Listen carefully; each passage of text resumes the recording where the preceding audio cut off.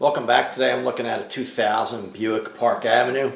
Got a couple issues. This is one of my cars, and I already did a video about the transmission mount in this where I was having a delayed hard shift and found out that the front transmission mount on this car was just totally destroyed. Replaced that, and it really helped with that delayed hard shift, but it didn't get rid of it completely. I'll put a link to that video in the description below.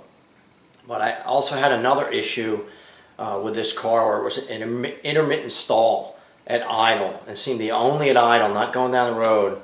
And it was, like I said, intermittent. And sometimes those intermittent problems are the hardest to find because you got to catch them when they happen, and then you have to be looking at the right thing to try to figure out, okay, what's causing this. So I did some digging for this particular car to see what the top causes of an intermittent stall at idle are. And the first is the ignition control module.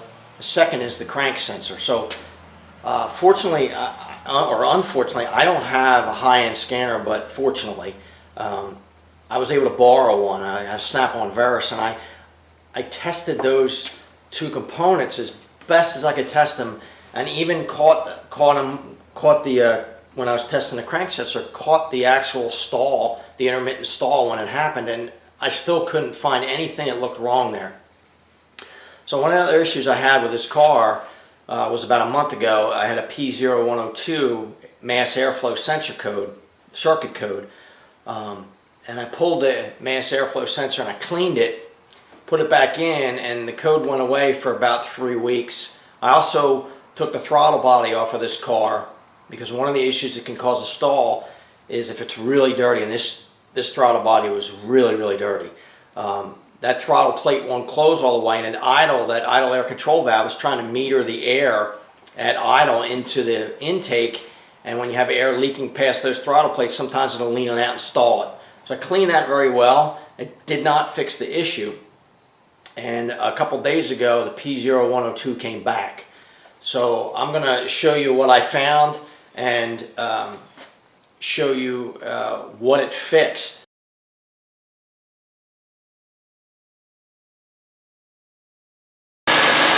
At the frequency here, and honestly I think it's a little high. It's supposed to be around 2500. It's actually up around 3300 right now. I'm going to give it some throttle here. It should move. What I really care about is the max of it.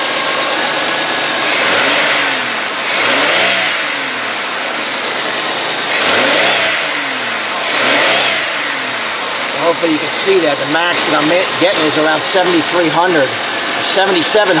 I expect that to be about 1,000.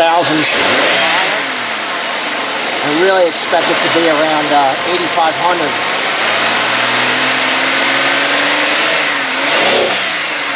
There's the max. That was a good one. Wide open it.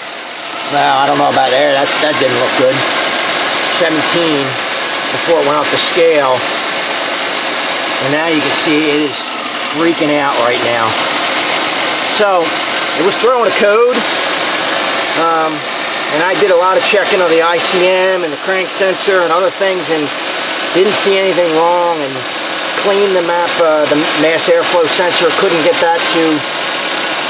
It did get rid of the code for a while, but then it came back, and I did not like the looks of that graph right there. It was just kind of freaking out. So I'm going to swap this out, because I couldn't find anything else. I did clean the throttle body as well, and the idle air control valve, which are really dirty, and that didn't help.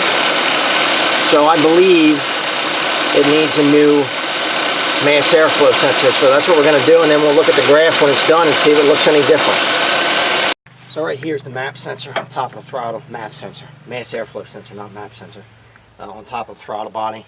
I'm just going to disconnect this connector, electrical connector. It's got two tamper-resistant Torx screws that hold in place. We're just going to take them off, hopefully without losing them.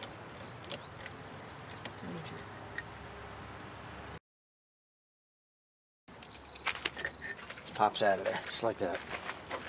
I've got the new sensor here. In this case, it's Hitachi. See if I can get you a shot of that. There it is.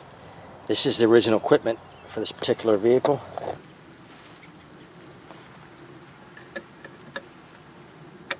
Back on there.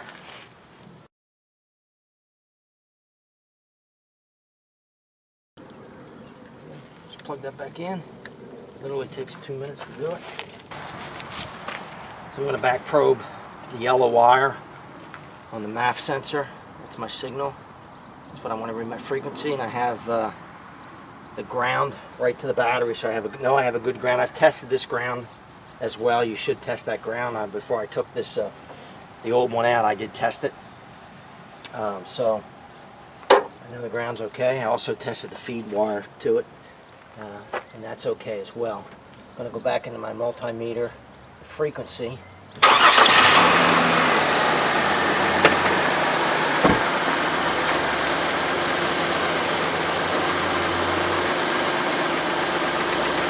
Take it off here, just look right up to it.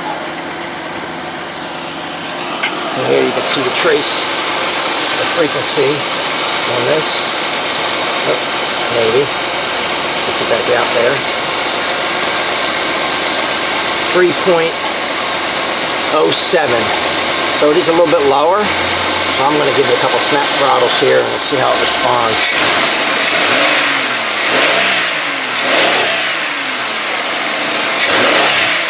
Well, you can see the difference between this MAF sensor and the other MAF sensor. Went right off the scale and kind of freaked out before. And you see this is right around 85, 9,000. Should see it around 9,500. The max throttle, it said, can be up to 10,000 in the specs. So I expect that to see around 85 or 9.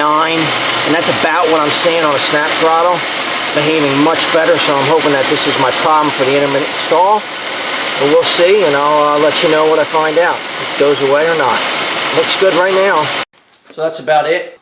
You got to see the difference on that the graphing multimeter of how the bad mass airflow sensor and the new mass airflow sensor behaved. You could see the difference in the problem with the old one. The remarkable thing about this is mass airflow sensor can have a direct effect on how that transmission behaves. In this case, the hard delayed shift that I was having, that when the mass airflow sensor it's not working correctly, it can change the line pressure to the transmission as well as the shift points, and that seems to be what was happening. I drove this car for probably 80 miles in the last day and a half, and I've had no shift problems at all. It's shifting perfectly. I've had no stall problems, so it fixed both of those problems. I do want to say one thing.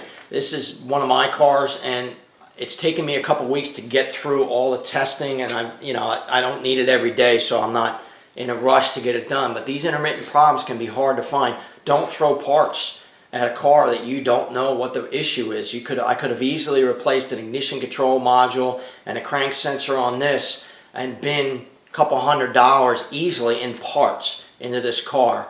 And really, if I ended up replacing all three, it could have easily been close to $300 in parts, just for the parts between the mass airflow sensor, the ignition control module, and the crank sensor in this. So, we want to figure out as much as we possibly can what the real problem is instead of guessing at what a problem is. It's a little different if it's a $10 part and it's not easy to figure out. Okay, it's a $10 part, but these are not cheap parts. So we were able to figure it out in this case, and we knew definitively that the mass airflow sensor was having a problem, and it did solve the problems in this car, and the car is much better now. I hope this video helps you out. If you like the video, subscribe below. Thanks for watching.